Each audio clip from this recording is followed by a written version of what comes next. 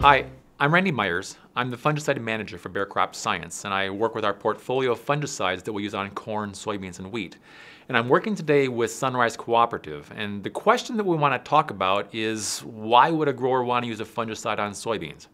Now, the obvious reason is to control diseases. That's an obvious point. But there's also a question about timing of application and what the various reasons are that we're going to be making that application.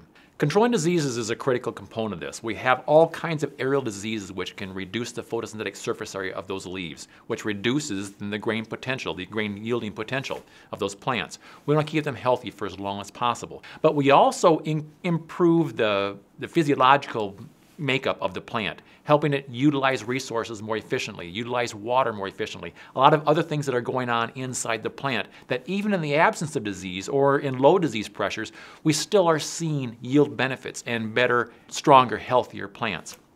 Now we're trying to control the diseases in different facets throughout the entire season.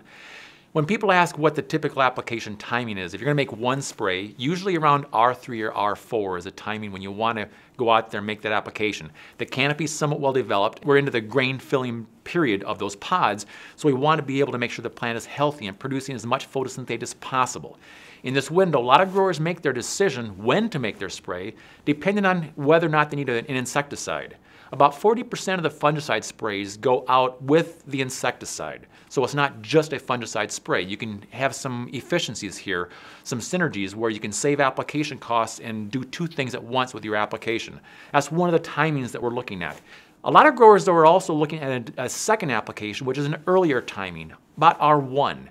Now, the reason we're trying to make that application that early is because one of the barriers to getting good plant coverage is that thick canopy. About R3 or R4, it's a very dense canopy. Getting it down through all those leaves to the bottom part of the plant is difficult. About R2 is when that canopy really begins to close, so you need to make your application just before that, about R1. Now, there's different diseases that are down in the middle of the canopy that we're trying to get after to reduce. The most important one probably is white mold because it can be so devastating. And again, you have to get down there in the lower part of the canopy.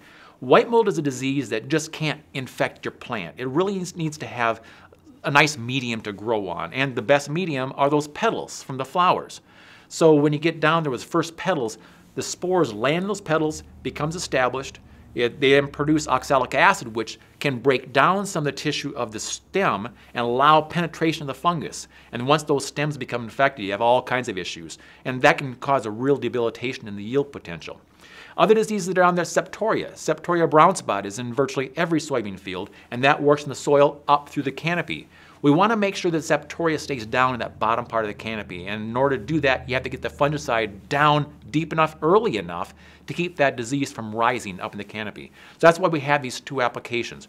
When we have those two sprays made, we now have a larger part of the season where we have protection from diseases and we're improving the physiology of the plant, that in the end result, we get a more consistent yield increase over all conditions, and the response yield-wise and harvest-wise is something that growers are really trying to strive for, to allow for the greatest potential for all the other inputs they're putting in that ground, with the fertility, the diesel fuel, the cost of land. All these factors are increasing the bottom line cost to the grower. It's important for him to get as much off of each one of those acres as possible, and that's where fungicides and these other management factors come into play.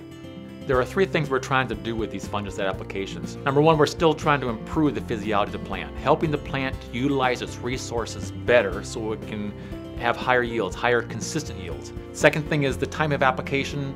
If you're going to make one spray only, the most consistent response from the fungicide spray is around R3 to R4. And that's a time to be hitting it with an insecticide typically as well. So you can have some synergies to make both sprays at once. And if you want to look at a two-spray approach, then look at an earlier application around R1 before that canopy closes so you can protect the plant over a longer stretch of the season. And the data would show that two applications gives a more consistent yield response and a larger consistent yield response. So it makes for a good agronomic approach.